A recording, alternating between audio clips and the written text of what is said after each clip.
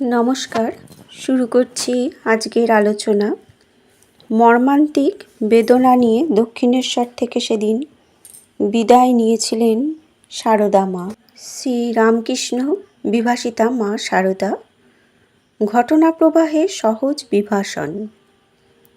শ্রী সারদা উদ্ভাসক আলোক রশ্মি বিচ্ছুরণ যে শুধু সীমা সম্বন্ধে ঠাকুরের উক্তি থেকে হয়েছে তা নয়, এ সম্বন্ধে ঠাকুরের মুখের অনেক কথা আমরা শ্রীমায়ের মুখ থেকেই আমরা শুনেছি। পরবর্তীকালে শ্রীমাকে ঠাকুর কত সম্মানের চোখে দেখেন তার দৃষ্টান্তস্বরূপ ঠাকুর ভক্তদের বলেছিলেন, শ্রীমা তাঁর পদ সংবাহন করলে পর তিনি আবার শ্রীমাকে নমস্কার করেন। অন্য সময়ে শ্রীমায়ের উপর তাঁর নির্ভরশীলতার উদাহরণস্বরূপ ঠাকুর বলেছিলেন, আমি এক জায়গায় যেতে চেয়েছিলাম, রামলালের খুড়িকে জিজ্ঞেস করাতে বারণ করলে, আর যাওয়া হলো না। এমনকি শ্রী মাকে কেউ তুচ্ছতাচ্ছিল্য করছে দেখলে ঠাকুর অত্যন্ত বেদনা বোধ করতেন ও অজ্ঞজনের কল্যাণার্থ তাদের অমন ব্যবহার থেকে বিরত করতে চেষ্টাও করতেন এবং ওইকালে শ্রীমায়ের স্বরূপ প্রকাশক দীপ্ত বাক্য উচ্চারণ করতেন। শ্রীমা আপন জননী চতুর্থবার যখন আপন জননী শ্যামাসুন্দরীর সঙ্গে লক্ষ্মী দিদি ও অন্যান্য পরিজনদের নিয়ে দক্ষিণেশ্বরে আসেন, তখন কি হলো তা আমরা মায়ের মুখ থেকেই শুনি।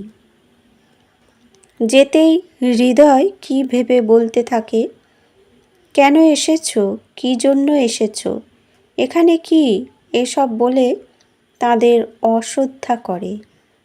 আমার মা সে কথার কোনো জবাব দেননি। হৃদয় শিহরের লোক, আমার মাও শিহরের মেয়ে, কাজেই হৃদয় তাকে আদৌ মান্য করলে না। মা বললেন, চল ফিরে দেশে যাই, এখানে কার কাছে মেয়ে রেখে যাব।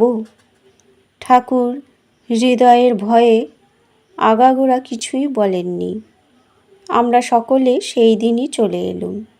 রামলাল পাড়ের নৌকো এনে দিল। মর্মান্তিক বেদনা নিয়ে দক্ষিণেশ্বর থেকে সেদিন বিদায় নেবার পূর্বে ভবতারিণী মায়ের উদ্দেশ্যে শ্রীমা মনে মনে বলেছিলেন, মা যদি কোনো দিন আনাও তো আসব। ঠাকুরের ও মায়ের এই যে অসহায় লীলা ব্যবহার তা দুর্বোধ্য। তাঁদের কেউ যে এত অসহায় ছিলেন তা নয়, তবে শিক্ষা আছে তো, যখন যেমন তখন তেমন। শ্রী মায়ের প্রতি হৃদয়ের অনুরূপ দুর্ব্যবহার অন্য সময় লক্ষ্য করে ঠাকুর তাঁকে সাবধান করে দিয়ে যে একটি কথা বলেছিলেন, তাতে এমন একটি প্রকাশ ছিল যা হৃদয়ে উপেক্ষা করতে পারেননি। ঠাকুর বলেছিলেন, ওরে হৃদে, নিজের দেহ দেখিয়ে বলেছিলেন, একে তুচ্ছতাচ্ছিল্য করে কথা বলিস বলে ওকে মানে শ্রীমাকে আর কখনো এমন কথা বলিসনি। এর ভেতরে যে আছে সে ফোঁস করলে হয়তো রক্ষা পেলেও পেতে পারিস, কিন্তু ওর ভেতরে যে আছে সে ফোঁস করলে তোকে ব্রহ্মা বিষ্ণু মহেশ্বরও রক্ষা করতে পারবেন না। ঠাকুর যখন দক্ষিণেশ্বর থেকে চিকিৎসার্থ শ্যামপুকুরে গেছেন, শ্রীমা তখন দক্ষিণেশ্বরেই আছেন। একে ঠাকুরের কঠিন ব্যাধি আর তাঁর সেবা থেকেও শ্রীমা বঞ্চিতা, তাই দুশ্চিন্তায় দিন কাটছে। এমন সময় একদিন কথায় কথায় গোলাপ মা যোগিন মাকে বললেন, দেখো যোগেন, ঠাকুর বোধহয় মার উপর রাগ করে কলকাতায় চলে গেছেন।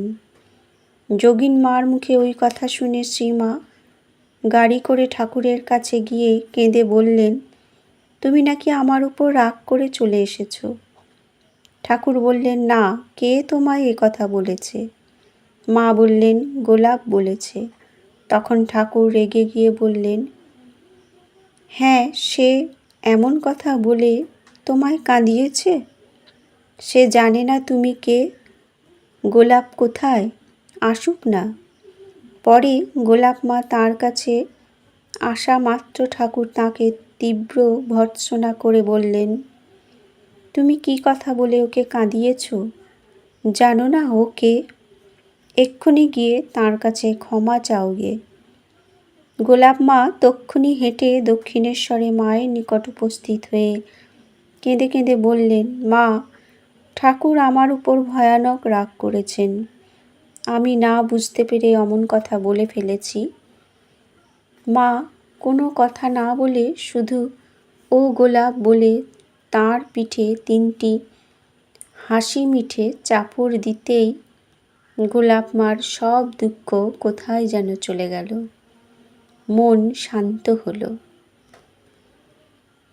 এমনই ছিল মায়ের অপার করুণা এবং সকলের প্রতি ভালোবাসা।